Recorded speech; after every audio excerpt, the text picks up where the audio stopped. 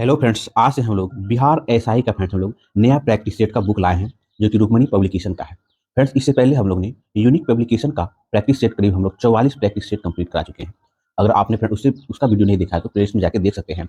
और हम लोग जो आज से स्टार्ट करने जा रहे हैं इसमें फ्रेंड 30 प्रैक्टिस सेट है, वॉल्यूम 1। ठीक है, इसका बाद वॉल्यूम 2 आएगा, हम लोग उसको डिस्कस करेंगे, है ना। जब तक एग्जाम नहीं आ जाता तब तक हम लोग फ्रेंड्स डिफरेंट डिफरेंट सोर्स से प्रैक्टिस सेट को रेगुलर रखेंगे बिहार एसआई का।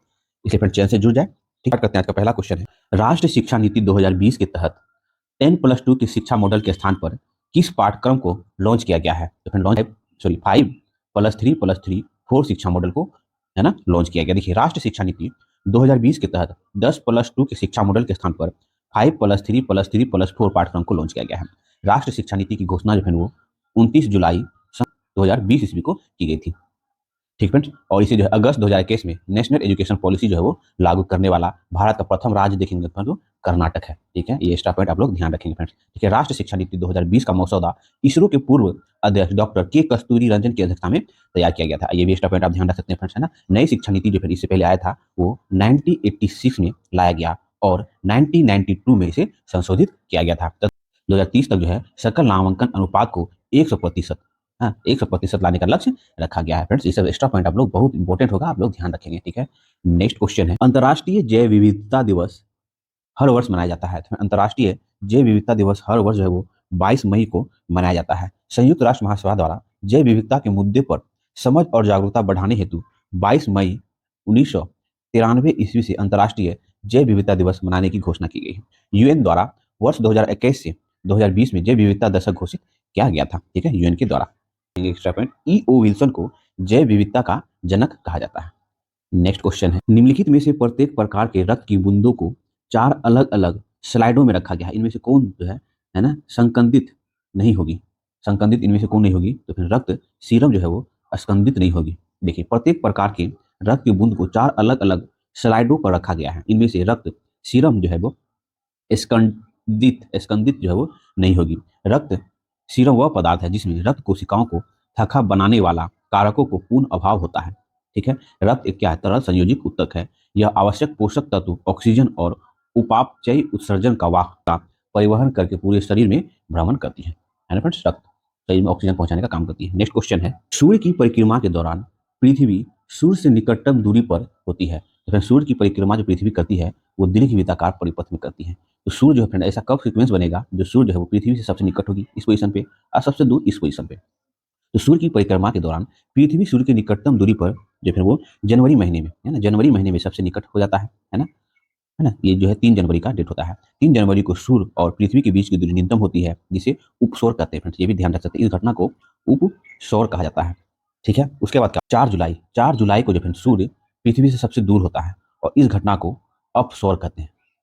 ठीक है, तो क्वेश्चन पूछा है सबसे निकटतम दूरी, तो सबसे निकटतम दूरी फ्रेंड 3 जनवरी, सबसे दूर 4 जुलाई। ठीक है, ऑप्शन डी हो जाएगा। नेक्स्ट क्वेश्चन है फ्रेंड्स, मैथ का क्वेश्चन है फ्रेंड। बिहार एसआई में आपको फिर 5 से 6 से अधिक मैथ का क्वेश्चन आपको नहीं मिलेगा, है ना। इसलिए सारा मैथ का क्वेश्चन को हम लोग आंसर बता देंगे, आप लोग सॉल्व करने का जरूर प्रयास करिए। 5 का आंसर फ्रेंड ऑप्शन बी हो जाएगा, आप लोग सॉल्व जरूर करेंगे। नेक्स्ट क्वेश्चन है, एक व्यक्ति लंबे समय तक उपवास में रहता है, उसके मूत्र में किसकी मात्रा असामान्य होगी? तो फिर वो कीटोन की मात्रा जो है असामान्य होगी। एक व्यक्ति लंबे समय तक उपवास में रहता है, उसके मूत्र में कीटोन की मात्रा असामान्य होगी। उपवास के दौरान शरीर का ऊर्जा आवश्यकता को पूरा करने के लिए शरीर संबंधी वसा का उपयोग करना शुरू कर देता है। वसा के उपयोग की प्रक्रिया के दौरान यह कीटोन का उत्सर्जन करता है जिससे रक्त में कीटोन्स की मात्रा बढ़ जाती है। यह कीटोन्स गुर्दे तथा मूत्र के माध्यम से बाहर निकल जाता है। ग्लूकोज शरीर को त्वरित ऊर्जा प्रदान करता है। ठीक है, वसा शरीर की अधिक मात्रा में ऊर्जा प्रदान करता है। वसा जो है शरीर को अधिक मात्रा में ऊर्जा प्रदान करता है। ठीक है फ्रेंड, 1 ग्राम, ठीक है, 1 ग्राम वसा के ऑक्सीकरण से शरीर को जो है वो 9.3 कैलोरी ऊर्जा प्राप्त होती है। ठीक है, नेक्स्ट क्वेश्चन है, निम्नलिखित में से कौन शीतोष्ण कटिबंधीय घास का मैदान नहीं है? तो फिर वो सिलवास जो है वो शीतोष्ण कटिबंधीय घास का मैदान नहीं है। सिलवास जो है उष्ण कटिबंधीय घास का मैदान है। यह अमेजन बेसिन क्षेत्र में पाया जाता है। ठीक है, यह अमेजन बेसिन क्षेत्र में पाया जाता है। ठीक है, जबकि घास का मैदान देख लेंगे फ्रेंड, सवाना जो है केनिया तंजानिया में। ठीक है, कंपोज कंपोज जो है वो ब्राजील में, लानोस जो है वो वेनेजुएला और कोलंबिया में, पेरी है ना, पेरी घास का मैदान जो है यूएसए कनाडा में, डाउन्स है ना, डाउन्स घास का मैदान जो ऑस्ट्रेलिया में है ना, पंपास जो है वो अर्जेंटीना, उरुग्वे और ब्राजील में। ठीक है, ये सब आप एक्स्ट्रा पॉइंट ध्यान रख सकते हैं।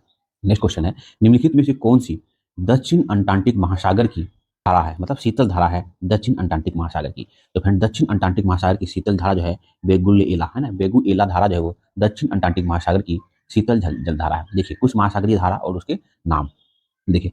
अलास्का, अलास्का जलधारा, अलास्का जलधारा जो है वो एक गर्म जलधारा है, वो प्रशांत महासागर की, ठीक है।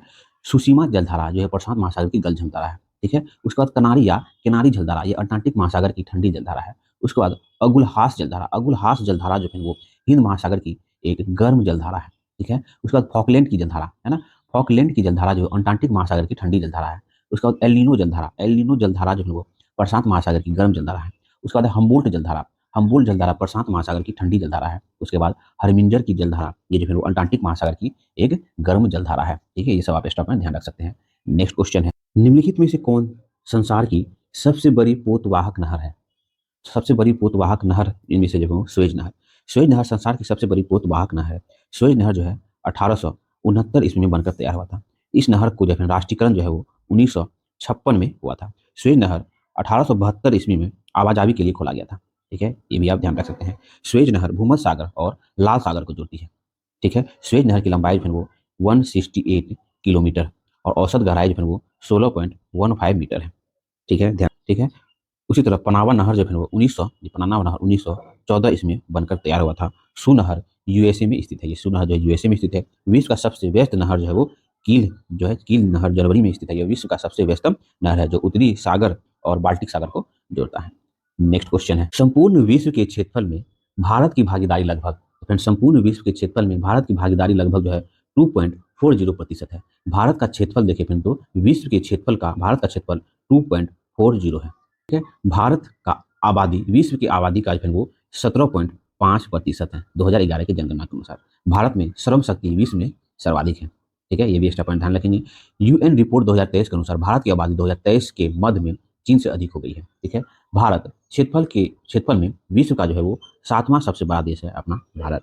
विश्व का सबसे बड़ा क्षेत्रफल वाला देश रूस, आप लोग जान रहे हैं। विश्व का सबसे लंबी समुद्री तट सीमा वाला देश कनाडा। विश्व का सर्वाधिक देश से सीमा चीन की जुड़ती है, लगभग 14 देशों के साथ चीन की सीमा जुड़ती है। फ्रेंड्स ये सब एक्स्ट्रा पॉइंट है ना, आप लोग बहुत ध्यान से समझने का प्रयास करेंगे।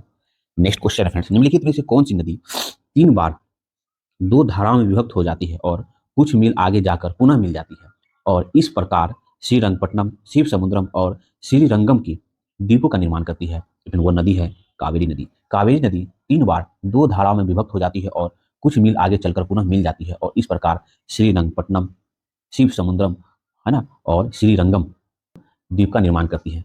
पट्टनम, शिव समुद्रम और श्रीरंगम कर्नाटक में स्थित है। भारत की दूसरी पन बिजली ऊर्जा केंद्र है शिव समुद्रम में स्थित है, ठीक है। श्रीरंगपट्टनम मैसूर राज्य की राजधानी थी, ठीक है। कावेरी नदी ब्रह्मगिरी है ना, कावेरी नदी जो है वो ब्रह्मगिरी पहाड़ी से निकलती है। कावेरी नदी की लंबाई जो है वो लगभग 800 किलोमीटर है। कावेरी जल विवाद तमिलनाडु, कर्नाटक, केरल, पुडुचेरी के बीच है। कावेरी जल विवाद न्यायालय का गठन जो है वो है ना 2 जून 1990 ईस्वी को किया गया था। कावेरी नदी को दक्षिण भारत की गंगा कहते हैं, ठीक है। किस प्रकार की मिट्टी अधिकतम पानी संजोए रखती है? तो फिर वो चिकनी क्ले सॉइल जो है वो अधिकतम पानी संजोए रखती है। चिकनी मिट्टी की पोषक तत्व पोटेशियम, कैल्शियम, मैग्नीशियम पाया जाता है। मिट्टी का अध्ययन पेडोलॉजी में किया जाता है। काली मिट्टी में जल धारण की क्षमता अधिक होती है, ठीक फ्रेंड्स। काली मिट्टी को रेगुनी मिट्टी भी कहते हैं। काली मिट्टी को कपास मिट्टी भी कहते हैं। भारत में जलोढ़ मिट्टी की प्राथमिकता जो है वो सब प्रमुख मिट्टी है ना। तो इनमें जो है वो अधिकतम जल ग्रहण करने की क्षमता चिकनी मिट्टी को है, जबकि काली मिट्टी रहती, रेगिन मिट्टी या काली कपास मिट्टी, तीनों एक ही नाम है, तो वो हो जाता है। अगला क्वेश्चन है, लहसुन में विशिष्ट गंध का कारण है? तो फिर वो सल्फर यौगिक है ना। लहसुन में विशिष्ट गंध सल्फर यौगिक के कारण है। लहसुन प्याज एक बीज पत्री पौधे का उदाहरण है। लहसुन प्याज लिलिएसी कुल का पौधा है। कृत्रिम रबर और अधिक गुणवत्तापूर्ण बनाने के लिए सल्फर मिलाकर तैयार किया जाता है, जिसे वल्कनीकरण कहा जाता है। नेक्स्ट क्वेश्चन है, स्टॉक फार्मिंग है। तो फिर स्टॉक फार्मिंग जो है पशुओं का प्रजनन है ना, पशुओं का प्रजनन जो है वो स्टॉक फार्मिंग है। कृत्रिम गर्भधान के लिए बैल के वीर्य को है ना द्रव नाइट्रोजन में रखा जाता है। जैविक खेती के जनक अल्बर्ट हॉवर्ड ने पुरुषों का बाध्यकरण वेसेक्टोमी कहलाता है। महिलाओं का बाध्यकरण ट्यूबेक्लोमी कहलाता है। क्या है फ्रेंड्स, विश्व पर्यावरण दिवस किस तारीख को मनाया जाता है? तो फ्रेंड विश्व पर्यावरण दिवस जो वो 5 जून को मनाया जाता है। वर्ष 1973 में पर्यावरण दिवस 5 जून को मनाया जाता है। 5 जून से किसान दिवस जो है वो 23 दिसंबर को मनाया जाता है। राष्ट्र ऊर्जा संरक्षण दिवस जो 14 दिसंबर को मनाया जाता है। है ना, वही विश्व शांति दिवस जो है वो 21 सितंबर को मनाया जाता है। आप लोग फ्रेंड्स ध्यान रखेंगे।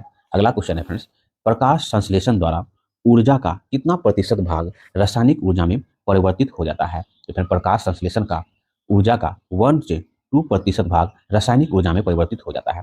प्रकाश रासायनिक क्रिया पर्णहरित के गिरना में संपन्न होती है, जिसे हिल क्रिया है ना, हिल रिएक्शन भी कहते हैं। यह प्रक्रिया में जल का अपघटन होकर हाइड्रोजन आयन तथा इलेक्ट्रॉन बनाता है। जल के अपचयन के लिए ऊर्जा प्रकाश द्वारा प्राप्त होता है। ठीक है, इस प्रक्रिया के अंत में ऊर्जा के रूप में एटीपी तथा है ना, ऊर्जा के रूप में एटीपी तथा NADPH निकलता है। रासायनिक प्रकाशहीन क्रिया क्लोरोफिल के स्टोमों में संपन्न होती है। इसे अप्रकाशित अभिक्रिया कहा जाता है। प्रकाश संश्लेषण के लिए ऊर्जा की आवश्यकता होती है। यह एक एंडोथर्मी प्रतिक्रिया है।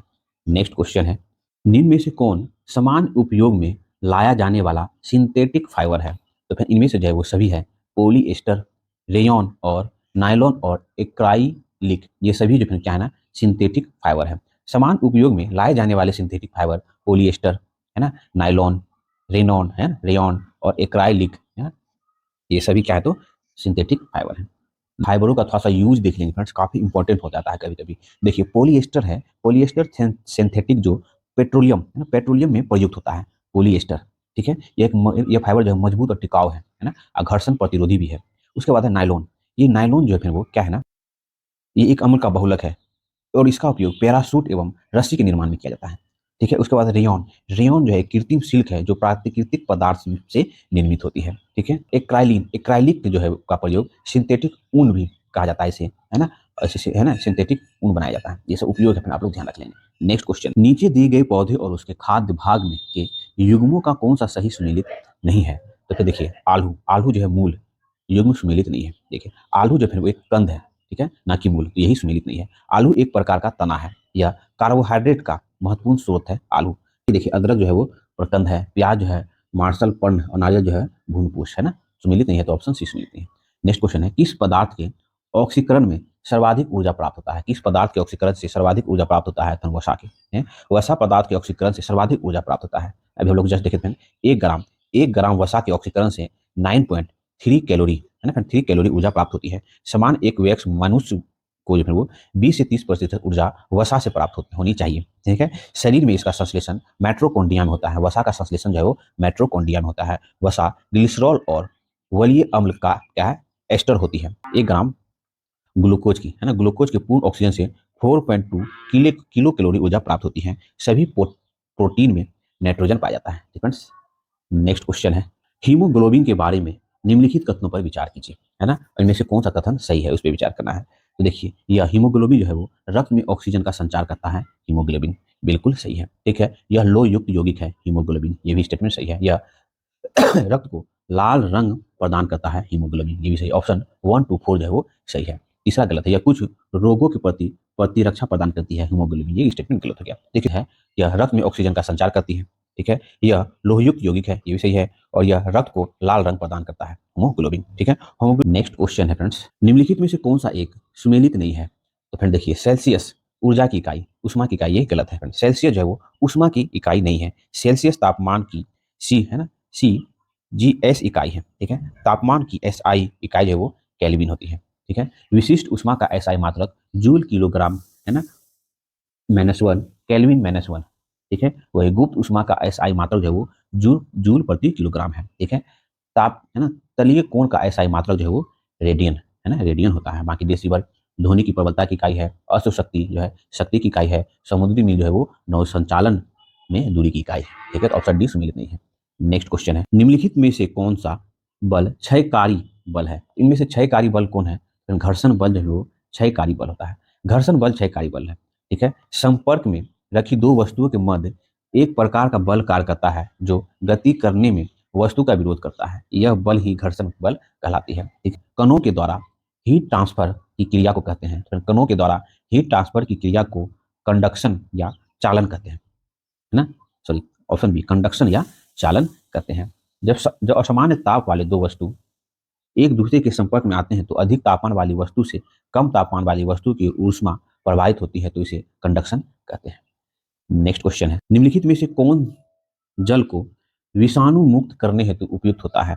तो जल को विषाणु मुक्त करने हेतु उपयुक्त होता है ना? उपयुक्त सभी हो जाएगा।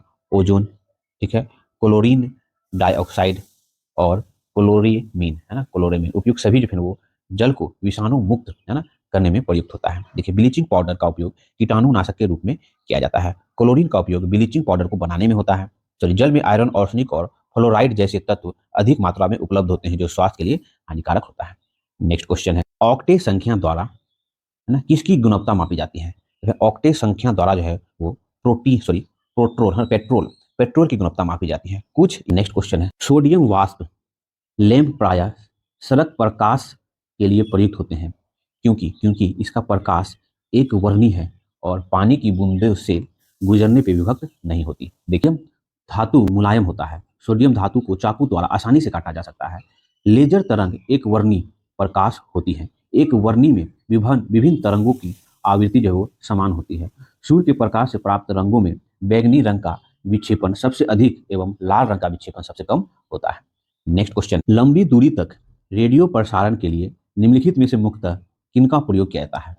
तो फिर वो आयन मंडलीय तरंगों का प्रयोग किया जाता है। लंबी दूरी तक रेडियो प्रसारण के लिए मुख्यतः आयन मंडलीय तरंग का प्रयोग किया जाता है। क्वेश्चन है, पानी की अस्थायी कठोरता के लिए निम्नलिखित में से कौन उत्तरदायी है? तो फिर वो कैल्शियम और मैग्नीशियम के क्लोराइड व सल्फेट जो है वो पानी में अस्थायी कठोरता के लिए उत्तरदायी होता है। नेक्स्ट क्वेश्चन है, शराब पीकर वाहन चलाने के श्वसन परीक्षण, मतलब सांस का जो टेस्ट में यातायात पुलिस, ट्रैफिक पुलिस क्या इस्तेमाल करते हैं, जिसे फूकने से फिर पता चल जाता है कि वह कितना शराब पिया हुआ है? तो फिर उसमें जो है पोटेशियम डाइक्रोमेट और सल्फ्यूरिक अम्ल का मिश्रण होता है। शराब पीकर वाहन चलाने के श्वसन परीक्षण में यातायात पुलिस जो है पोटेशियम डाइक्रोमेट, ठीक है, और सल्फ्यूरिक एसिड का इस्तेमाल करती है। ठीक है, इथाइल अल्कोहल का उपयोग मादक द्रव्य या शराब के रूप में किया जाता है। शराब जो होता है क्या होता है? इथाइल अल्कोहल होता है फ्रेंड्स। ठीक है, शराब सबसे अधिक तंत्रिका तंत्र को प्रभावित करता है। ठीक है, भोजन में जहर देकर मारे गए व्यक्ति की मृत्यु के कारणों की जांच में यकृत एक महत्वपूर्ण सुराग होता है। ठीक है, किसी व्यक्ति द्वारा अधिक शराब पीने से यकृत जो है सर्वाधिक प्रभावित होती है। नेक्स्ट क्वेश्चन है फ्रेंड्स, गैस वेल्डिंग में सामान्यतः प्रयुक्त ईंधन गैस है। गैस वेल्डिंग में सर्वाधिक प्रयुक्त ईंधन क्या होता है ना? वो होता है एसिटिलीन। एसिटिलीन जो है वो गैस वेल्डिंग में सर्वाधिक प्रयुक्त होने वाला ईंधन है। ठीक है, गैस वेल्डिंग में सामान्यतः एसिटिलीन ईंधन गैस का प्रयोग किया जाता है। चलिए, नेक्स्ट क्वेश्चन है, हाइड्रोक्सी समूह वाला ऑर्गेनिक अम्ल है। तो फिर हाइड्रोक्सी समूह वाला ऑर्गेनिक अम्ल जो है वो बेंजोइक अम्ल जो है वो हाइड्रोक्सी समूह वाला ऑर्गेनिक अम्ल है। नेक्स्ट क्वेश्चन, दूध को निम्न विधि से एक रूप, मतलब होमोजिनाइज किया जाता है। तो दूध को जो है ना, इसके वसा कणों को, है ना, सेंट्राफ्यूज की सहायता से सूक्ष्म आकार में बदला जाता है, जिसे होमोजिनाइज कहते हैं। दूध को उसके वसा कणों को सेंट्राफ्यूज की सहायता से सूक्ष्म कण में बदला जाता है। जब कोई वस्तु किसी वृत्ताकार मार्ग पर चलती है तो उस पर एक बल वृत्त के केंद्र की ओर कार्य करता है। यह बल को अभिकेंद्र बल कहते हैं। ठीक है, अपकेंद्रीय बल एक ऐसी ही जड़त्व बल या छद्म बल है। यह अपने परिवेश के अनुसार प्रकृति में परिवर्तन करता है। किसी वस्तु का जड़त्व उसके द्रव्यमान का समानुपाती होता है। नेक्स्ट क्वेश्चन, जेड परमाणु क्रमांक वाले परमाणु की को किसी दी गई कक्षा में इलेक्ट्रॉन की ऊर्जा समानुपाती होता है, लेकिन वो जेड स्क्वायर के समानुपाती होता है। नेक्स्ट क्वेश्चन है फ्रेंड्स, सूची 1 सूची 2 को सम्मिलित करना है। एक तरफ हड़प्पा कालीन बस्तियां दिया हुआ है, किस नदी के किनारे अवस्थित है? देखिए, हड़प्पा जो है वो रावी नदी के किनारे अवस्थित है।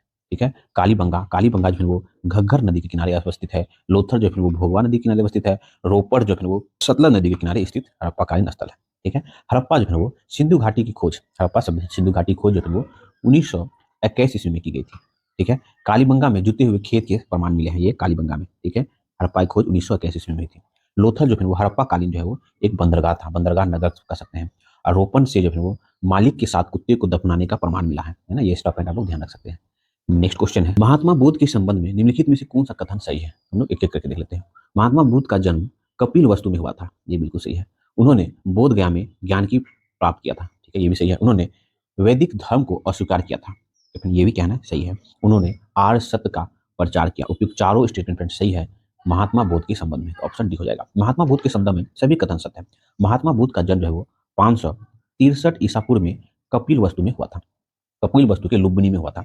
गौतम बुद्ध को ज्ञान की प्राप्ति, है ना, पूर्णिमा के दिन, है ना, बौद्ध धर्म से संबंधित है ना। जिस दिन गौतम बुद्ध को ज्ञान प्राप्त हुआ था वो पूर्णिमा का दिन था, तो बौद्ध पूर्णिमा कहा जाता है। ठीक है। गौतम बुद्ध महात्मा बुद्ध द्वारा बौद्ध धर्म की स्थापना की गई थी। बिल्कुल सही है। जो वैदिक कर्मकांड, यज्ञ प्रधान, जाति प्रथा, है ना, जाति प्रथा आदि का विरोध करते थे, है ना, ये वैदिक धर्म का अस्वीकार किया। बौद्ध के जो फिर वो चार सत्य हैं। कौन? तो दुख, दुख समुदाय, है ना, दुख निवारण और दुख निरोध मार्ग, जिसे अष्टांगिक मार्ग भी कहा गया। ये चारों स्टेटमेंट सही है। ठीक है। नेक्स्ट क्वेश्चन है, अद्वैत दर्शन के संपादक हैं। तो फ्रेंड्स, अद्वैत दर्शन के संपादक जो है वो शंकराचार्य जो है वो अद्वैत दर्शन के संपादक है। ठीक है। शंकराचार्य ज्ञान मार्गी थे। उन्होंने मायावाद का खंडन किया और रामानुजाचार्य ने जो है वो रामानुजाचार्य वो विशिष्ट वेदवाद का प्रतिपादन किया। वही मध्वाचार्य हो द्वैतवाद का प्रतिपादन किया। ठीक है। अचित्य भेदाभेदवाद का प्रवर्तक चैतन्य महाप्रभु थे। ठीक है। नेक्स्ट क्वेश्चन है फ्रेंड्स, महाबलीपुरम के रथ मंदिर का निर्माण किसने करवाया था? फिर महाबलीपुरम के रथ मंदिर का निर्माण नरसिंह वर्मन प्रथम ने करवाया था। रथ मंदिर का को जो है वो तट मंदिर भी कहते हैं। ठीक है। इसे जो है एकाश मंदिर भी कहा था, मतलब एक ही पत्थर से तराश के बनाया गया है।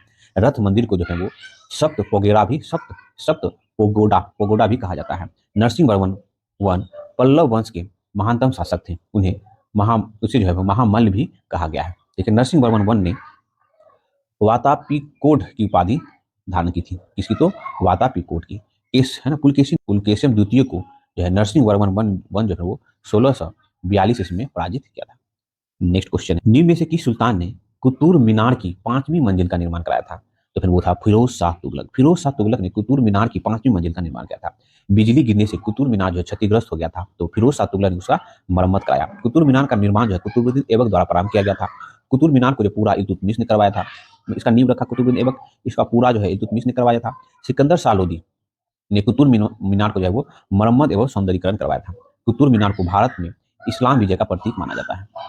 नेक्स्ट क्वेश्चन है, निम्नलिखित में से कौन सा युग्म सही सुमेलित नहीं है? तो फ्रेंड्स हम लोग एक एक करके देख लेते हैं। देखिए, चंदेरी का युद्ध 1530, जो फिर यह सुमेलित नहीं है। चंदेरी का युद्ध जो है वो 1528 ईस्वी में हुआ था। चंदेरी का युद्ध जो है वो बाबर और मेदिनी राय के बीच में हुआ था, है ना, 1528 ईस्वी में, तो यही सुमेलित नहीं है। बाकी पानीपत का प्रथम युद्ध बाबर और इब्राहिम लोदी के बीच 1526 में हुआ था। खानवा का युद्ध 1527 में हुआ था। घाघरा का युद्ध 1529 में हुआ था। ठीक है। ठीक है। खानवा का युद्ध जो है वो किसके किसके बीच हुआ था? खानवा का युद्ध जो वो राणा सांगा और बाबर के बीच हुआ था। ठीक है फ्रेंड्स। नेक्स्ट क्वेश्चन है, अंग्रेजों का फोर्ट विलियम कहाँ स्थित है? अंग्रेजों का फोर्ट विलियम जो है वो कोलकाता में स्थित है। अंग्रेजों का फोर्ट विलियम कोलकाता में स्थित है। फोर्ट विलियम राजा विलियम तृतीय के नाम पर रखा गया था। फोर्ट विलियम की स्थापना जो है वो 1690 ईस्वी के दशक में अंतिम चरण में किया गया था। 1700 ईस्वी में आधिकारिक तौर पर किंग विलियम तृतीय के नाम पर इसका नाम फोर्ट विलियम रखा गया। फोर्ट विलियम कॉलेज की स्थापना जो है वो 1800 ईस्वी में किया गया था। चार्ल्स आयर फोर्ड विलियम के प्रथम अध्यक्ष थे। सिराजुद्दौला ने फोर्ट विलियम पर कब्जा कर कलकत्ता का नाम अली नगर जो है वो 1756 ईस्वी में रखा था। सेंट जॉर्ज का किला मद्रास में स्थित है। ठीक है। नेक्स्ट क्वेश्चन है, सर्वेंट ऑफ इंडिया सोसाइटी की स्थापना किसने की थी? तो friends, servant of Indian society की स्थापना गोपाल कृष्ण गोखले ने की थी। सर्वेंट ऑफ इंडियन सोसाइटी की स्थापना गोपाल कृष्ण गोखले ने वर्ष 1905 ईस्वी में पुणे में सर्वेंट ऑफ इंडियन सोसाइटी की स्थापना की। इस सोसाइटी के सक्रिय सदस्य डॉक्टर राजेंद्र प्रसाद भी थे। ठीक है। गोपाल कृष्ण गोखले के गुरु M.G. रनाडे थे। M.G. रनाडे वृत्ति से न्यायाधीश थे, मतलब वो न्यायाधीश थे। महादेव गोविंद रांडे को महाराष्ट्र का सुकरात कहा जाता है। ठीक है। वही सरोजिनी नायडू ने इरविन और महात्मा गांधी को दो महात्मा कही थी, है ना, गांधी इरविन समझौता से संदर्भ में, है ना। नेक्स्ट क्वेश्चन है फ्रेंड्स, निम्नलिखित में से कौन क्रांतिकारी पत्र वंदे मातरम के संपादक थे? तो फिर वंदे मातरम के संपादक जो है वो मैडम बीकाजी कामा जो है वो क्रांतिकारी पत्र वंदे मातरम के संपादक थे। क्रांतिकारी पत्र वंदे मातरम के संपादक मैडम बीकाजी कामा थे। मैडम बीकाजी कामा पेरिस से ना 1909 ईस्वी में वंदे मातरम समाचार पत्र निकालते थे। ठीक है। वही श्याम कृष्ण वर्मा जो है वो 1905 ईस्वी में इंडियन हाउस की स्थापना की थी। ठीक है। इंडियन हाउस जो है वो भारत का विदेश में सबसे महत्वपूर्ण क्रांतिकारी संगठन था। ठीक है। वही लाला हरदयाल जो है वो गदर पार्टी की स्थापना 1913 ईस्वी में किया था। मैडम बीकाजी कामा को भारतीय क्रांतिकारी की माता कहा जाता है। उन्होंने 1907 ईस्वी में स्टुटगार्ट में भारतीय तिरंगा फहराया था। ना, विदेशों में झंडा फहराने वाली प्रथम भारतीय मैडम कामा ही थी। ठीक फ्रेंड्स। नेक्स्ट क्वेश्चन फ्रेंड्स, ये जो है वो मैथमेटिक्स क्वेश्चन है। इसका आंसर जो है वो ऑप्शन बी हो जाएगा। आप लोग सॉल्व करने का प्रयास जरूर करेंगे, है ना। 4 से 5 मैथ ही पूछा जाता है एसआई में। आप लोग जो मैथ का प्रॉब्लम दिया जाता है उसमें यहाँ पे सॉल्व कर लिया करेंगे। अगला क्वेश्चन है, द्वितीय विश्व युद्ध के बाद 1946 में कौन भारत आया था? तो फ्रेंड्स, द्वितीय विश्व युद्ध के बाद 1946, द्वितीय विश्व युद्ध कब आया था? 1939 से 1945 तक। उसके बाद जो भारत आया था तो कैबिनेट मिशन भारत आया था। है ना, कब? तो 1946 ईस्वी में। कैबिनेट मिशन ने अपना प्रस्ताव 16 मई 1946 ईस्वी को प्रकाशित किया। इसके 3 महत्वपूर्ण बातें कही गई थी। इसमें अंतरिम सरकार के गठन की बात की गई थी, पाकिस्तान की मांग को अस्वीकार कर दिया गया था कैबिनेट मिशन में, और संविधान सभा की गठन की प्रक्रिया की बात कही गई थी कैबिनेट मिशन में। ठीक है, कैबिनेट मिशन के अध्यक्ष थे सर पैंथिक लॉरेंस थे। ठीक है, ध्यान रखेंगे। वही क्रिप्स मिशन जो है 1942 ईस्वी में भारत आया था। ठीक है, साइमन कमीशन जो है वो, है ना, नवंबर 1927 ईस्वी में सृजित किया गया था, और वेवेल योजना, जिसे जून योजना भी कहते हैं, वेवेल योजना जो है वो जून 1945 ईस्वी में आया था। ये सब आप ध्यान रखेंगे। नेक्स्ट क्वेश्चन फ्रेंड, केंद्र में द्वैध शासन किस अधिनियम के अंतर्गत स्थापित किया गया था? केंद्र में द्वैध शासन की स्थापना जो है वो, है ना, भारत सरकार अधिनियम 1935 के अंतर्गत स्थापित किया गया था। भारत शासन एक्ट 1935 के द्वारा यह प्रावधान किया गया कि धर्म, जनजातियों से संबंधित विषय, रक्षा एवं विदेशी मामले पर वायसराय के कारखानी परिषद ही कानून बना सकते थे। 1935 के शासन एक्ट के द्वारा राज्यों में वैध शासन समाप्त कर दिया गया, है ना, प्रांतों में वैध शासन समाप्त कर दिया गया। 1919 में भारतीय शासन एक्ट द्वारा राज्यों में वैध शासन लागू किया गया था 1919 में, जिसे 1935 में हटा दिया गया था। ठीक है, बंगाल में वैध शासन जो है वो 1765 ईस्वी में लागू किया था, और ये 1765 से 1762 ईस्वी तक बंगाल में वैध शासन चलता रहा। ठीक है, नेक्स्ट क्वेश्चन है, भारत एक गणतंत्र है, इसका अर्थ है, भारत एक गणतंत्र है, इसका अर्थ है भारत में वंशानुगत शासन नहीं है, इसलिए भारत क्या है? एक गणतंत्र। भारत एक गणतंत्र है, इसका अर्थ है कि भारत वंशानुगत शासन नहीं है। गणतंत्र का अर्थ है देश के प्रमुख जनताओं द्वारा चुना जाता है। गणतंत्र का अर्थ होता है देश के प्रमुख को जो है जनता द्वारा चुना जाता है। भारत एक गणतंत्र है क्योंकि जनताओं द्वारा राष्ट्रपति को अप्रत्यक्ष रूप से चुना जाता है। ठीक है, विश्व का प्राचीनतम गणतंत्र जो वो लक्षद्वीप थी, है ना, जिसकी राजधानी क्या थी? वैशाली थी। हम लोग डिस्कस किए हुए प्राचीन भारत के इतिहास में, है ना। भारतीय संविधान में गणतंत्र जो है वो फ्रांस से लिया गया है। वर्तमान में फ्रांस विश्व का सबसे पुराना गणतंत्र है। नेक्स्ट क्वेश्चन है, मौलिक अधिकारों के अंतर्गत कौन सा अनुच्छेद बच्चों के शोषण के विरुद्ध अधिकार संबंधित है? तो फिर वह है अनुच्छेद 24, है ना। देखिए, मौलिक अधिकार में अनुच्छेद 24 बच्चों के शोषण के विरुद्ध अधिकार से संबंधित है। अनुच्छेद 24 में लिखा है कि 14 वर्ष से कम उम्र के बालकों को खतरनाक कार्य में नहीं लगाया जा सकता। शोषण के विरुद्ध अधिकार जो है ना, अनुच्छेद 23 से 24 में उल्लिखित है। ठीक है, अनुच्छेद 23 में बालात श्रम एवं मानव दुर्व्यवहार दंडनीय अपराध है।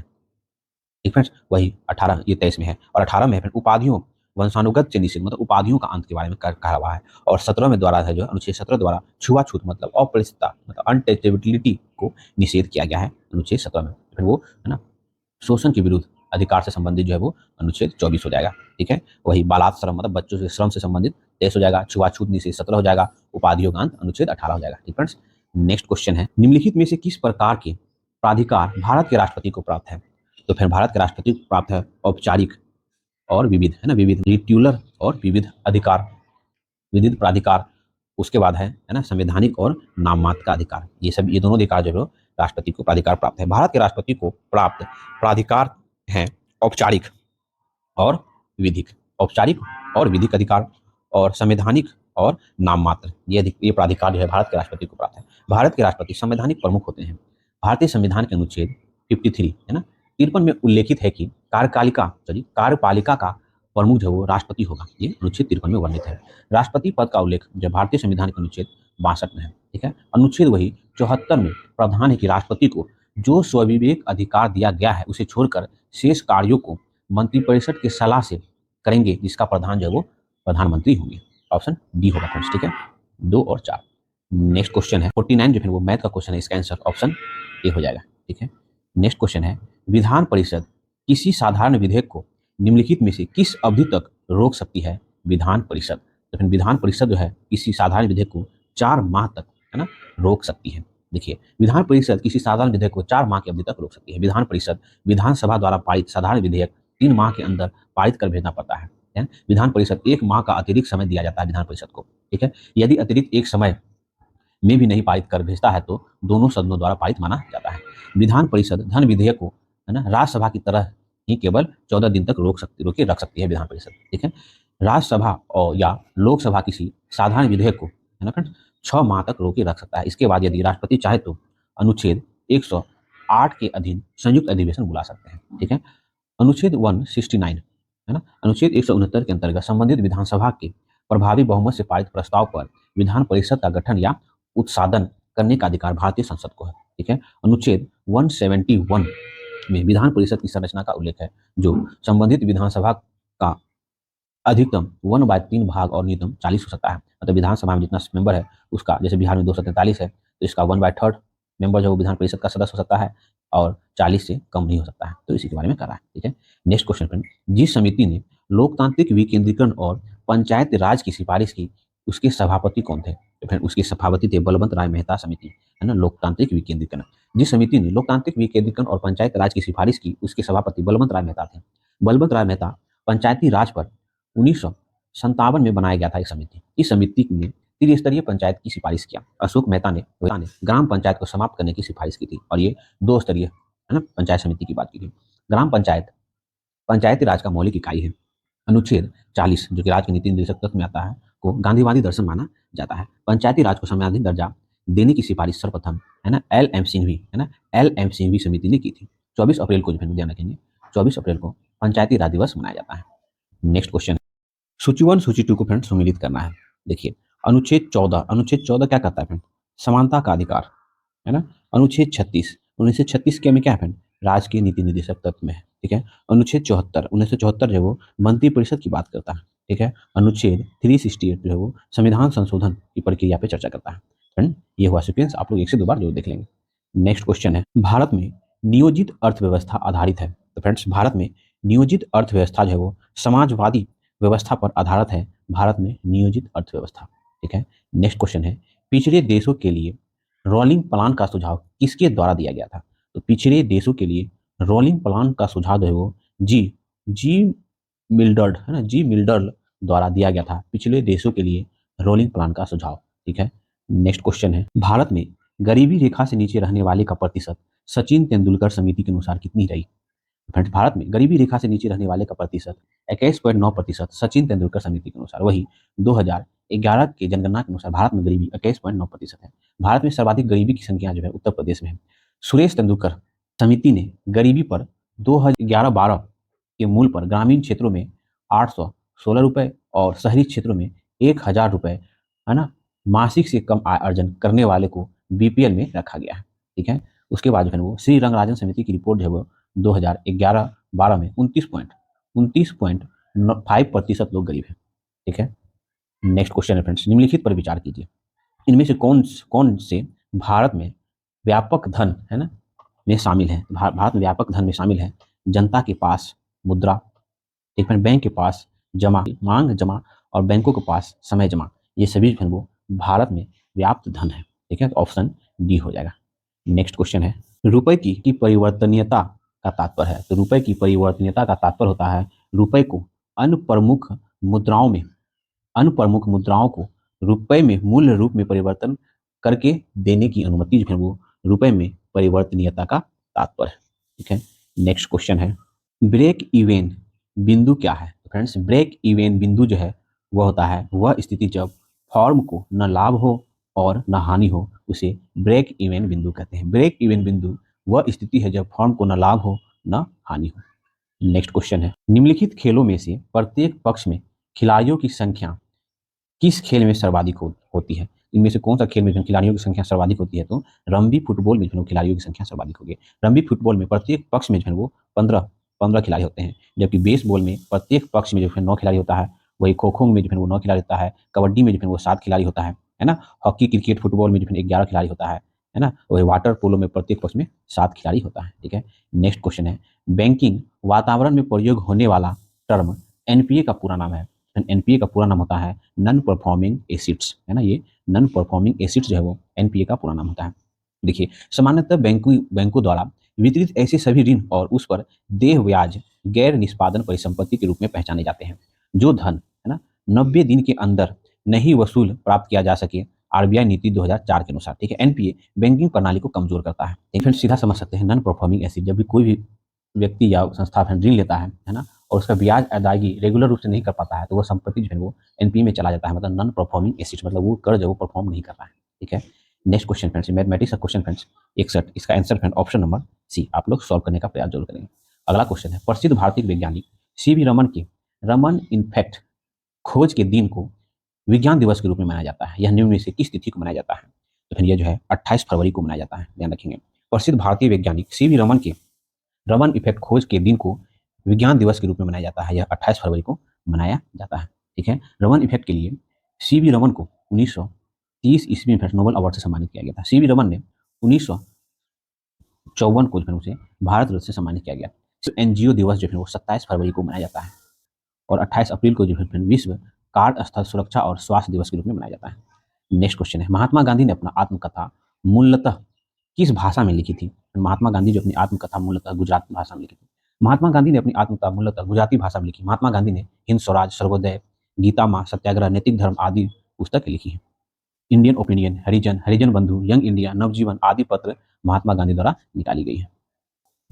ठीक है फ्रेंड्स, ये सब गुजराती भाषा में लिखी गई। महात्मा गांधी द्वारा हिंद स्वराज जो है वो 1909 में लिखी गई थी। हिंद स्वराज में गांधी जी ने उल्लेख किया कि भारतीय के सहयोग पर अंग्रेज राज भारत में मजबूती के साथ स्थापित, यदि भारतीय द्वारा असहयोग नहीं किया जाए तो ब्रिटिश शासन समाप्त हो सकती है। वही इंडियन ओपिनियन का प्रकाशन जो है वो 1903 ईस्वी में दक्षिण अफ्रीका में प्रारंभ किया गया था। इंडियन ओपिनियन का प्रथम संपादक मनसुख लाल नजर थे संपादक। ठीक है, नेक्स्ट क्वेश्चन फ्रेंड, प्रतिष्ठित टाइलर पुरस्कार किस क्षेत्र में विशिष्ट योगदान हेतु दिया जाता है? टाइलर पुरस्कार जो है वो पर्यावरण सुरक्षा के क्षेत्र में दिया जाने वाला पुरस्कार है टाइलर पुरस्कार।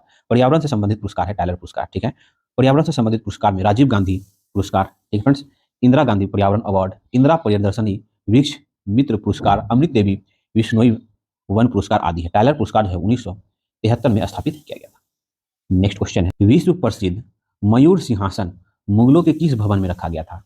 विश्व प्रसिद्ध मयूर सिंहासन दिल्ली के लाल किला का दीवान आम में रखा गया था। विश्व प्रसिद्ध मयूर सिंहासन दिल्ली के लाल किले का दीवान आम भवन में रखा गया था। मयूर सिंहासन बेबादल खां द्वारा बनाया गया। ठीक है, तख्त ए ताउत को जो है नासिरुद्दीन ले गया, मतलब इसी जो है नासिरुद्दीन जो ले गया था, नासिरुद्दीन का जब आगमन हुआ था। तो तख्त ए ताउत पर बैठने वाला अंतिम मुगल बादशाह जो है मोहम्मद सारंगीला था। वेरी इंपॉर्टेंट, शाहजहां ने मयूर सिंहासन का निर्माण करवाया था। ठीक है, मयूर सिंहासन में कोहिनूर हीरा भी जड़ित किया गया था। लाल किला का निर्माण आगरा में अकबर ने और दिल्ली में शाहजहां ने कराया था। नेक्स्ट क्वेश्चन है, 20 रुपए के नोट पर निम्नलिखित में से किस राष्ट्र उद्यान की छवि है? फ्रेंड्स आप लोगों के पास है तो देख ले। 20 रुपए के नोट पेज पर जो है वो माउंट हेरियट नेशनल पार्क की छवि है ना, माउंट हेरियट नेशनल पार्क की छवि है। ठीक है, 200 रुपए के नोट में सांची का स्तूप है, आप लोग भी जान रहे हैं। 2000 के नोट पे मंगलयान का प्रतीक है। 500 रुपए के नोट पे दिल्ली का लाल किला है फ्रेंड्स, ये सब तो आप लोग जान ही रहे हैं। ठीक है, राइट। नेक्स्ट क्वेश्चन है, तारापुर परमाणु ऊर्जा संयंत्र की स्थापना किस देश की सहायता से की गई थी? ये कहाँ पे? तो महाराष्ट्र में है। देखिए, तारापुर परमाणु ऊर्जा संयंत्र की स्थापना संयुक्त राज्य अमेरिका देश के सहयोग से की गई थी। ठीक है, वही कुंडलकुलम परमाणु ऊर्जा केंद्र रूस के सहयोग से प्राप्त किया, जो कि तमिलनाडु में है। भारत में परमाणु कार्यक्रम का जनक डॉक्टर होमो जहांगीर भाभा थे। ठीक है, परमाणु ऊर्जा विभाग की स्थापना भारत में 1954 ईस्वी में किया गया था। परमाणु ऊर्जा विभाग की स्थापना 1948 ईस्वी में की गई थी। ठीक है, नेक्स्ट क्वेश्चन है, 68 का आंसर हो जाएगा फ्रेंड, ऑप्शन नंबर डी आप लोग सॉल्व करेंगे। सन 2011 के जनगणना के अनुसार बिहार में किस जिले में महिला साक्षरता दर सबसे अधिक है? तो वो रोहतास हो जाएगा। सन 2011 की जनगणना के अनुसार बिहार में रोहतास जिले में महिला साक्षरता दर सबसे अधिक है और पुरुष साक्षरता दर भी सबसे अधिक है रोहतास में, बिहार में। ठीक है, भारत में सर्वाधिक पुरुष और महिला साक्षर वाला राज्य देखने तो केरल है। 2001। नेक्स्ट क्वेश्चन है, बिहार पंचायती राज अधिनियम 2006 के अंतर्गत त्रिस्तरीय पंचायतों के स्थान पर पद में सभी कोटियों में महिलाओं के लिए कितने प्रतिशत आरक्षण की व्यवस्था की गई? तो फिर वो 50% आरक्षण की व्यवस्था की गई। बिहार पंचायती राज अधिनियम 2006 के अंतर्गत त्रिस्तरीय पंचायत के स्थानों या पदों में सभी कोटियों में महिलाओं के लिए 50% आरक्षण की व्यवस्था की गई। बिहार भारत का प्रथम राज्य था जो पंचायती राज और नगरपालिका में 50% आरक्षण महिला को दिया। बिहार का अनुसरण अन्य राज्य ने भी किया। 73वां संविधान संशोधन के माध्यम से पंचायती राज से है। बिहार में भारत प्रथम राज्य है जहां नगरपालिका में भी महिलाओं को 50% का आरक्षण दिया गया है। बिहार भारत का प्रथम राज्य जहां सरकारी नौकरियों में भी है ना महिलाओं को 35% की साक्षर मतलब आरक्षण दिया गया है। नेक्स्ट क्वेश्चन है, निम्नलिखित में से किस राज्य में रूस में कृत्रिम दास प्रथा का अंत हुआ? तो निम्नलिखित में से किस वर्ष रूस में कृत्रिम दास प्रथा का अंत हुआ? तो फिर वो 1861 ईस्वी में। 1861 ईस्वी में रूस में कृषक दास प्रथा का अंत हुआ। ठीक है, 1861 ईस्वी में जार अलेक्जेंडर द्वितीय के द्वारा कृषक दासता समाप्त कर दी गई, लेकिन इसे कृषकों की स्थिति में कोई सुधार नहीं हुआ था। नेक्स्ट क्वेश्चन है, निम्नलिखित में से किन देशों के बीच नानकिंग की संधि हुई है? तो नानकिंग की संधि जो है किन देशों के बीच हुई है? तो ये जो है चीन और ब्रिटेन के बीच नानकिंग की संधि हुई है। 29 अगस्त 1842 ईस्वी को चीन और ब्रिटेन के बीच नानकिंग की संधि हुई और प्रथम अफीम युद्ध का अंत हुआ था। ठीक है, नेक्स्ट क्वेश्चन है फ्रेंड्स, निम्नलिखित में से किस प्रकार की तरंगों का प्रयोग रात्रि दृष्टि उपकरण में किया जाता है? रात्रि दृष्टि उपकरण में जो वो अवरक्त तरंगों का प्रयोग किया जाता है। देखिए, अवरक्त तरंग का प्रयोग रात्रि दृष्टि उपकरण की में किया जाता है। ठीक है, उपकरण। नेक्स्ट क्वेश्चन है फ्रेंड्स, तेल का एक बैरल निम्न में से लगभग कितना होता है? तेल का एक बैरल जो है वो 159 लीटर के बराबर होता है। तेल का एक बैरल लगभग 159 लीटर होता है। बैरल एक खाली बेलनाकार कंटेनर होता है जिसका आयतन लगभग 100 है ना फ्रेंड्स, 159 लीटर होता है। कच्चा तेल मापने में सामान्य बेरल का ही प्रयोग किया जाता है। नेक्स्ट क्वेश्चन है, सीवी रमन को उनके किस प्रयोग के लिए नोबेल पुरस्कार प्रदान किया गया था? अभी लोग जस्ट पीछे क्वेश्चन था ना, तो उसका जो है फिर वो है ना, प्रकाश प्रकीर्णन की खोज के लिए सीवी रमन को उसके प्रकाश प्रकीर्णन प्रयोग के लिए नोबेल पुरस्कार दिया गया था। अणुओं के द्वारा प्रकाश के प्रकीर्णन का गहन अध्ययन महान वैज्ञानिक सीवी रमन तथा उसके सहयोगियों द्वारा 1920 के दशक में किया गया था। सीवी रमन को वर्ष 1930 ईस्वी में उसके इस कार्य के लिए भौतिक का नोबेल पुरस्कार दिया गया था। और ये जो खोज है वो 28 फरवरी को किया था। इसी वजह से 28 फरवरी को विज्ञान दिवस के रूप में भारत मनाता है। ठीक फ्रेंड्स, नेक्स्ट क्वेश्चन है, निम्नलिखित में से कौन प्राथमिक प्रदूषक के उदाहरण नहीं है? तो फिर इनमें से प्राथमिक प्रदूषक के उदाहरण नहीं है तो सल्फर डाइऑक्साइड है वो प्राथमिक प्रदूषक के उदाहरण नहीं है। सल्फर डाइऑक्साइड प्राथमिक प्रदूषक के उदाहरण नहीं है, यद्यपि यह द्वितीयक प्रदूषक के उदाहरण है। द्वितीयक प्रदूषक प्राथमिक प्रदूषक की आपसी अंतःक्रिया के कारण निर्मित होता है। ठीक है, नेक्स्ट क्वेश्चन है, निम्नलिखित में से किस उद्योग के निगरानी हेतु जैव चीप का विकास किया गया है? तो फिर जैव चीप का विकास जो है वो है ना, मत्स्य उद्योग के विकास के लिए किया गया है। मत्स्य उद्योग की निगरानी हेतु जैव चीप का विकास वर्ष 1983 ईस्वी में किया गया था। यह एक रेडियो आवृत्ति पहचान तंत्र है। बायोचिप तथा रीडर के बीच संवाद हेतु कम आवृत्ति के रेडियो संकेतों का कार्य करती है। यह कंप्यूटर की एक सूक्ष्म चिप है तथा पहचान के उद्देश्यों के लिए उपयोग किया जाता है। यह सूचनाओं को वास्तविक पता लगाने का एक जैव सुरक्षा उपकरण है। ठीक है, नेक्स्ट क्वेश्चन है, निम्नलिखित में से किस पुरस्कार को वरीयता सूची में स्थान दिया गया है? तो भारत रत्न पुरस्कार को वरीयता सूची में स्थान दिया गया है। वरीयता अनुक्रम की सूची है ना, 7 में भारत रत्न से सम्मानित व्यक्ति का क्रम या रैंक ऑर्डर है। भारत रत्न कला संगीत विज्ञान क्षेत्र में विशिष्ट सेवा एवं जन सेवा हेतु 26 जनवरी को भारत के राष्ट्रपति के द्वारा घोषित की जाती है और यह आवश्यक नहीं है कि प्रति साल भारत रत्न की घोषणा हो। ठीक है, यह देश का सबसे बड़ा राष्ट्र पुरस्कार है। यह पुरस्कार की स्थापना 2 जनवरी 1954 ईस्वी को किया गया था। जनता पार्टी द्वारा यह पुरस्कार जुलाई 1977 में बंद कर दिया गया था, लेकिन 1980 ईस्वी में कांग्रेस सरकार ने इसे फिर से शुरू किया। भारत रत्न प्रथम बार डॉक्टर एस राधाकृष्णन, चक्रवर्ती सी राम गोपालाचारी और डॉक्टर सीवी रमन को 1954 में दिया गया था। 1980 ईस्वी में मदर टेरेसा को भारत रत्न दिया गया था। ठीक है, नेक्स्ट क्वेश्चन है फ्रेंड्स, दिए गए विकल्प में कौन सा युग्म सत्य है? तो फिर वो सलमान रुश्दी, जो फ्यूरी, ये सब मिडनाइट चिल्ड्रेन, फ्यूरी और शालीमार द क्लाउड, सिनेटिक है ना, सेटेनिक वर्सेज आदि जो है सलमान रुश्दी की ये सब पुस्तकें हैं। ठीक है, नेक्स्ट क्वेश्चन है, निम्नलिखित में से किसने प्रत्यक्ष और अप्रत्यक्ष सहयोग में अंतर स्पष्ट किया है? तो फिर वो मेकाइवर एवं पेंच जो है वो प्रत्यक्ष एवं अप्रत्यक्ष सहयोग में अंतर स्पष्ट किया है। किसने? तो मेकाइवर एवं पेंच ने। मेकाइवर एवं पेंच ने प्रत्यक्ष एवं अप्रत्यक्ष सहयोग में अंतर स्पष्ट किया। उन्होंने सहयोग के 2 भागों में विभक्त किया, पहला प्रत्यक्ष सहयोग और दूसरा अप्रत्यक्ष सहयोग। प्रत्यक्ष सहयोग में 2 या 2 से अधिक व्यक्तियों या समूह समान उद्देश्य की पूर्ति हेतु समान कार्य करते हैं। जब समाज में उद्देश्यों की पूर्ति के लिए सहयोग करने वाले लोग असमान या भिन्न भिन्न प्रकार के कार्य करते हैं तो उसे अप्रत्यक्ष सहयोग कहते हैं। नेक्स्ट क्वेश्चन है, जानबूझकर किया गया वह प्रयत्न जो किसी की इच्छा का विरोध करने, रोकने या उसे दबाने के लिए किया जाता है वह है, तो फिर वह है संघर्ष। जानबूझकर किया गया वह प्रयत्न जो किसी की इच्छा का विरोध करने, रोकने या उसे दबाने के लिए किया जाता है वह संघर्ष है। नेक्स्ट क्वेश्चन है, निम्नलिखित में से कौन मानव विकास सूचकांक का संकेतक नहीं है? तो फिर इनमें से शहरीकरण का स्तर जो है वो मानव विकास सूचकांक का संकेतक नहीं है। ठीक है, मानव विकास सूचकांक का विकास महबूब उल हक द्वारा किया गया था। यह सर्वप्रथम 1990 ईस्वी में जारी किया गया। प्रत्येक वर्ष संयुक्त राष्ट्र विकास कार्यक्रम यूएनडीपी द्वारा जारी किया जाता है। इस सूचकांक की गणना 3 प्रमुख संकेतों पर की जाती है। कौन? तो फिर वो है जीवन, है ना, जीवन प्रत्याशा, स्कूली शिक्षा में अपेक्षित वर्ष, शिक्षा के औसत वर्ष तथा प्रति व्यक्ति एकल राष्ट्र आय के अंतर्गत की जाती है। विश्व मानव विकास सूचकांक रिपोर्ट 2021 में भारत का स्थान 132वां है, 191वां के स्थान पे 191 देशों में। कनाडा ओपन 2023 विजेता लक्ष्य सेन किस खेल से संबंधित है? तो कनाडा ओपन 2023 का विजेता लक्ष्य सेन जो है वो बैडमिंटन खिलाड़ी है। ठीक है, ध्यान रखेंगे। नेक्स्ट क्वेश्चन है, देश के पहले सहकारिता से संचालित सैनिक स्कूल का शिलान्यास कहाँ किया गया है? देश के पहले सहकारिता से संचालित होने वाला सैनिक स्कूल जो है वो गुजरात है ना, गुजरात में इसका शिलान्यास किया गया है। नेक्स्ट क्वेश्चन है, हाल ही में किस देश के द्वारा भारतीय संरक्षणवादियों का पर्यावरण पुरस्कार दिया गया? तो फिर देश में भारतीय संरक्षणवादियों के लिए पर्यावरण पुरस्कार दिया गया है वो है ब्रिटेन को दिया गया है। ब्रिटेन के द्वारा भारतीय संरक्षणवादियों का पर्यावरण पुरस्कार दिया गया है। नेक्स्ट क्वेश्चन है, ब्रिटेन के प्रधानमंत्री ऋषि सुनक द्वारा 2023 का है ना प्लाउट ऑफ लाइट अवार्ड से किस भारतीय को सम्मानित किया गया है? फिर वो है राजिंदर सिंह घट को सम्मानित किया गया है। नेक्स्ट क्वेश्चन है, विश्व जनसंख्या दिवस 2023 से संबंध में निम्नलिखित में से कौन सा कथन सत्य है? तो फिर देखिए, यह जो है 11 जुलाई को मनाया जाता है विश्व जनसंख्या दिवस, बिल्कुल सही है। ठीक है, इसका थीम था लैंगिक समानता की शक्ति को उजागर करना, तो फिर दोनों स्टेटमेंट सही है विश्व जनसंख्या दिवस 2023 के संबंध में। नेक्स्ट क्वेश्चन है, 23वां शंघाई सहयोग संगठन के राष्ट्र प्रमुखों की परिषद समिति की पहली बार अध्यक्षता किस देश में के द्वारा की गई है?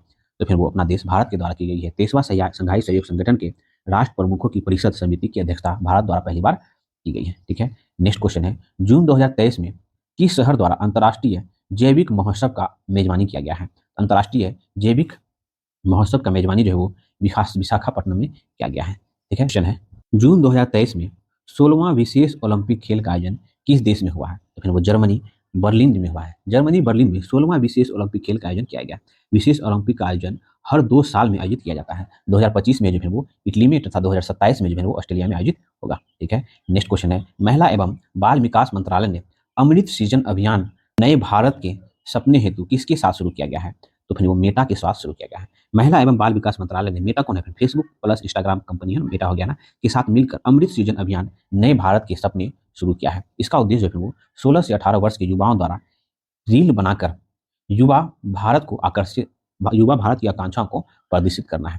ठीक है, वर्तमान में महिला एवं बाल विकास मंत्री जो है स्मृति ईरानी है। ठीक है, नेक्स्ट क्वेश्चन है, भारत पाकिस्तान के बीच किशनगंगा और रतले जल विद्युत संयंत्र के आपसी विवाद के मामले में मध्यस्थता हेतु विश्व बैंक द्वारा किसे अध्यक्ष बनाया गया है? तो फिर उस विश्व बैंक के द्वारा किसे अध्यक्ष बनाया गया है? तो सीन मॉर्फी है ना, सीन मॉर्फी को बनाया गया है। विश्व बैंक के अध्यक्ष कौन है? अभी अजय बंगा है, वो भारतीय मूल के अमेरिकी है ना।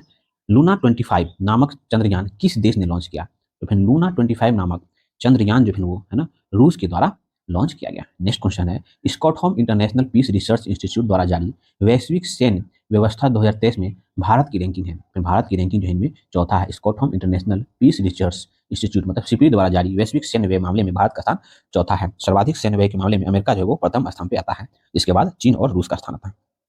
नेक्स्ट क्वेश्चन है, 5वां आसियान भारत व्यापार शिखर सम्मेलन 2023 का आयोजन कहाँ किया गया? तो 5वां आसियान भारत व्यापार शिखर सम्मेलन 2023 का मेजबानी जो है वो क्यों है ना पूर्व है ना मलेशिया में किया गया। 5वां एशियान भारत शिखर सम्मेलन 2023 का आयोजन मलेशिया के कुआलालंपुर में किया गया है। ठीक है, आसियान में 10 देश हैं, आप लोग जानिए। नेक्स्ट क्वेश्चन है, पूर्वोत्तर भारत की पहली एयरलाइन कंपनी को परिचालन शुरू करने की स्वीकृति प्राप्त हुई है। तो फिर वो एयरलाइन कंपनी है जेटविंग एयरवेज है ना। पूर्वोत्तर भारत की पहली एयरलाइंस कंपनी जेटविंग्स को परिचालन शुरू करने की स्वीकृति दी गई है। ठीक है, नेक्स्ट क्वेश्चन है, केंद्रीय मंत्रिमंडल ने 2023-24 सत्र के दौरान खरीफ फसलों के लिए न्यूनतम समर्थन मूल्य के संदर्भ में मूंग की कीमत कितनी घोषित की है? तो फिर मूंग की कीमत जो है वो है ना 8,558 तय की है एमएसपी। ठीक है, एमएसपी को निकालता है फिर तो है ना खाद्य एवं मूल्य आयोग है ना द्वारा प्रतिवर्ष है ना फसल की बुआई के टाइम में निकाला जाता है। डीपीआईआईटी द्वारा जारी रिपोर्ट में वित्त वर्ष 2023 के अनुसार भारत का सबसे बड़ा निवेशक है। तो भारत का सबसे बड़ा निवेशक जो है वो सिंगापुर है ना सिंगापुर। डीपीआईआईटी द्वारा रिपोर्ट में वित्त वर्ष 2023 का सबसे बड़ा निवेशक है, जबकि दूसरा स्थान मॉरिशस का और तीसरा स्थान अमेरिका का। नेक्स्ट क्वेश्चन, नीति आयोग द्वारा हाल ही में 2020-21 के कोविड वर्ष का वार्षिक स्वास्थ्य सूचकांक जारी किया, जिसमें बड़े राज्यों के बीच शीर्ष प्रदर्शनकर्ता के रूप में किसे चुना गया है? तो फिर वो केरल को चुना गया है। नीति आयोग ने वर्ष 2023 में वैश्विक स्वास्थ्य सूचकांक 2020-21 को कोविड वर्ष के केरल को सबसे बड़े राज्य के बीच शीर्ष प्रदर्शनकर्ता के रूप में चुना गया है। ठीक है, वही दूसरे और तीसरे स्थान पर तमिलनाडु और तेलंगाना राज्य को प्राप्त है और छोटे राज्य में त्रिपुरा सर्वश्रेष्ठ प्रदर्शन करने वाला राज्य है। नेक्स्ट क्वेश्चन है, हाल ही में राष्ट्र परीक्षा एजेंसी एनटीए का नया महानिदेशक किसे नियुक्त किया गया है? तो फिर वो सुबोध कुमार सिंह को नियुक्त किया गया है। राष्ट्र शिक्षा एजेंसी का नया महानिदेशक सुबोध कुमार सिंह को नियुक्त किया गया है। वो आरबीआई स्वामीनाथन जनकिरमन जो है वो है ना आरबीआई के नए डिप्टी गवर्नर बने हैं। देश के नए प्रमुख सत्कर्ता आयुक्त जो है वो प्रवीण कुमार श्रीवास्तव हैं। ठीक है, उसके बाद केंद्र सरकार ने अंतर्राष्ट्रीय नागरिक उड़ान संगठन ICAO में भारतीय प्रतिनिधित्व के रूप में अंशुमाली रस्तोगी को नियुक्त किया गया है। ठीक है, तो आज हम लोग जो है बिहार SI का रुक्मिणी प्रकाशन का पहला सेट प्रैक्टिस हम लोग ने स्टार्ट किया है। अगर आपने इससे पहले का यूनिक पब्लिकेशन का 44 सेट प्रैक्टिस नहीं दिखा है आप लोग प्लेलिस्ट में जाके देख सकते हैं, जो आपके आने वाले सभी एग्जाम के लिए बहुत इंपॉर्टेंट। फ्रेंड्स, हम लोग का वीडियो थोड़ा बड़ा हो जाता है क्योंकि हम लोग हर एक ऑप्शन पर डिस्कस करते हैं जो आपके एग्जाम के लिए काफी इंपॉर्टेंट हो। ठीक है, तो यहाँ तक देखने के लिए बहुत बहुत धन्यवाद। मैं प्रयास आपको अच्छा लगता है प्लीज चैनल को लाइक करें, सब्सक्राइब करें, अपना शेयर करें। मिलते हैं फिर नेक्स्ट वीडियो।